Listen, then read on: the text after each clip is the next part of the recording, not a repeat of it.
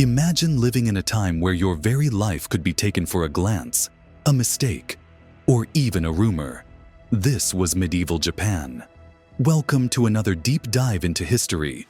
Today, we're uncovering the terrifying and brutal punishments that ruled medieval Japan. From samurai wielding swords to punish minor offenses to gruesome executions, this period was a nightmare for the common people. Join us as we explore the horrific methods of control used by Japan's elite warriors and the horrific price the peasants paid for defying their rulers. The Middle Ages in Japan is often depicted as a period of honor, discipline, and valor, primarily due to the samurai clans that ruled the time. These warriors are frequently seen as noble figures who upheld the highest ideals of justice, integrity, and duty. However, there is a darker side to this era, one filled with cruel punishments, harsh executions, and tyrannical control by the ruling class. While the samurai were hailed for their role as defenders of Japan, the reality for the common people was far more sinister. The brutal punishments that were meted out during this period demonstrate a side of medieval Japan that remains largely unknown to many. The hierarchy of feudal Japan in the Middle Ages mirrored the social and political structures found in medieval Europe. In both societies, the king or emperor held the ultimate authority, with a group of feudal lords, known as daimyo in Japan, serving beneath them. These feudal lords were responsible for governing their domains and maintaining order within their territories. Similarly, the samurai were the warrior class, tasked with enforcing the law and upholding the power of the ruling elite. However, unlike European aristocrats who were often seen as somewhat distanced from the common people, the samurai in Japan maintained a more hands-on approach to ruling their subjects, often with severe consequences for those who dared to break the law. The samurai were not just warriors, they were also the enforcers of justice. They upheld the law with an iron fist, ensuring that the peasants and common folk were kept in line through the threat of violent retribution. The samurai's power was essentially absolute, and they were often above the law. This unchecked authority made it common for peasants to suffer extreme punishments at the hands of these noble warriors. For example, a samurai might decide to test his new sword by striking down a peasant without provocation. These brutal actions were, in many cases, done for the mere amusement of the samurai, or to assert their dominance over the lower classes. It was clear that the samurai viewed themselves as superior, and the common people had little recourse when faced with their wrath. By the 1400s, the political landscape of Japan had shifted significantly. The shogunate, military dictators who held power on behalf of the emperor, had assumed control of the country's military forces, and by extension, its legal system.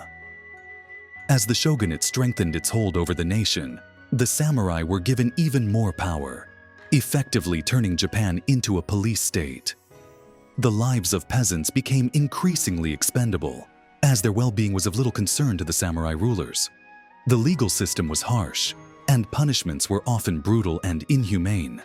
Justice in medieval Japan was often a matter of an eye for an eye. Criminals who stole, murdered, or committed other serious offenses were made to pay with their lives. However, the methods of execution were far from merciful.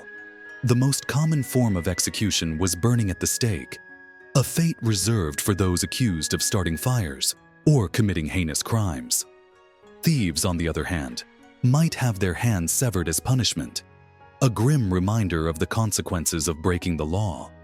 Women found guilty of crimes, even minor ones, were often forced into lives of prostitution as a form of punishment.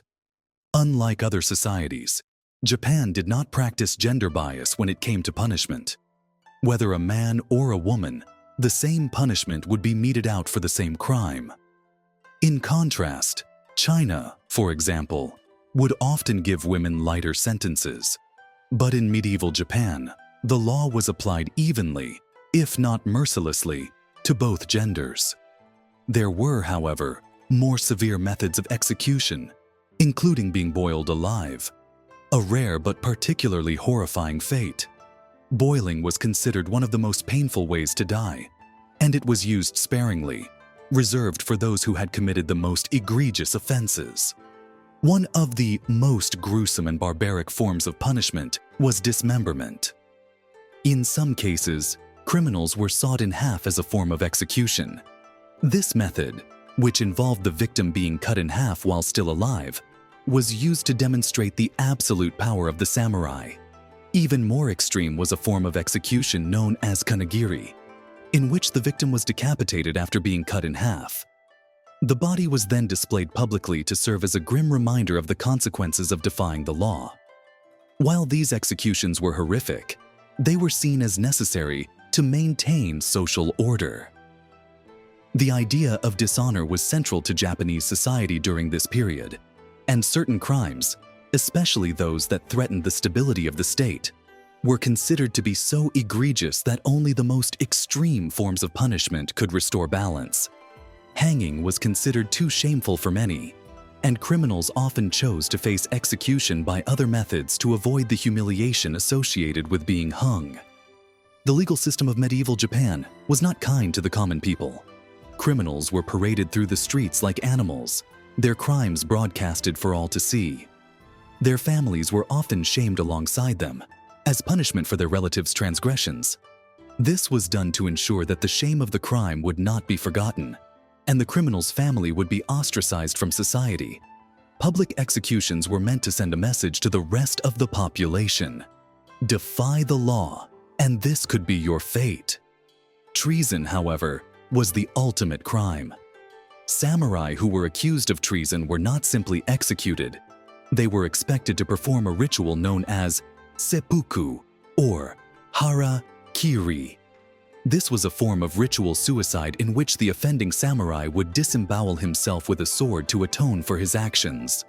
The act of committing seppuku was seen as an honorable death, a way for the samurai to regain some semblance of dignity after committing a grave crime. In some cases, the samurai was assisted in the ritual by a second individual known as the kaishakunin, who would administer a swift blow to the neck to end the suffering.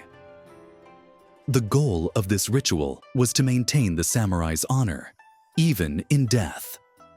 The concept of honor was of paramount importance in medieval Japan, and it was often tied to the expectations of the samurai class.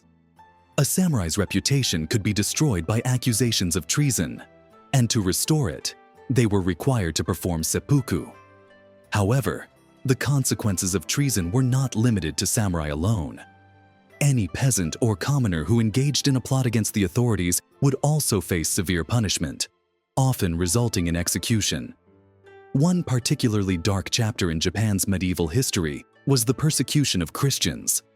Christianity was viewed with suspicion by the ruling class of Japan, and many saw it as a foreign religion that posed a threat to their power.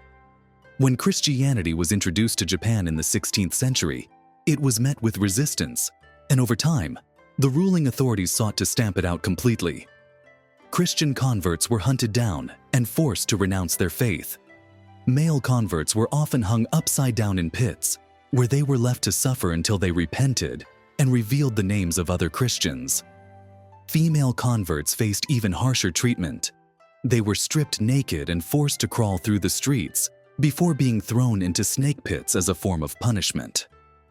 The hostility toward Christianity in medieval Japan was driven by a desire to maintain control over the population.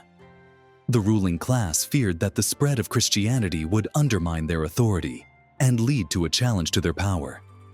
As a result, the persecution of Christians became widespread, with many forced to renounce their faith or face gruesome deaths. The medieval period in Japan was marked by a brutal legal system that tolerated few transgressions. The samurai, who were meant to be the guardians of the law, often became tyrants themselves, enforcing harsh punishments and upholding a rigid social order that left little room for compassion. The punishments meted out during this time were not only severe, but often barbaric in their execution. From public executions to the gruesome ritual of seppuku, the samurai's grip on power was maintained through fear, intimidation, and cruelty. As we look back at the history of medieval Japan, it is clear that the image of the samurai as honorable defenders of justice is not the full story. The harshness of the period, the cruelty of the punishments, and the fear that permeated society reveal a far more complex and brutal reality. Japan's medieval era was a time of great power, but also one of immense suffering for many. The atrocities committed during this time serve as a stark reminder of the lengths to which rulers will go to maintain control, and the cost paid by those who dared to defy them. In conclusion, the brutal punishments and harsh realities of feudal Japan offer a chilling glimpse into the power dynamics of this ancient society. The samurai were not only warriors, but also enforcers of an unforgiving legal system that often saw peasants and commoners subjected to the most barbaric of punishments. Whether through dismemberment, burning at the stake, or seppuku, justice in medieval Japan was a terrifying prospect. It serves as a reminder of the price of power, the fragility of social order, and the lengths to which rulers will go to maintain control. Thanks for watching. If you were shocked by these brutal punishments, don't forget to hit that subscribe button for more gripping stories from the past. See you in the next video.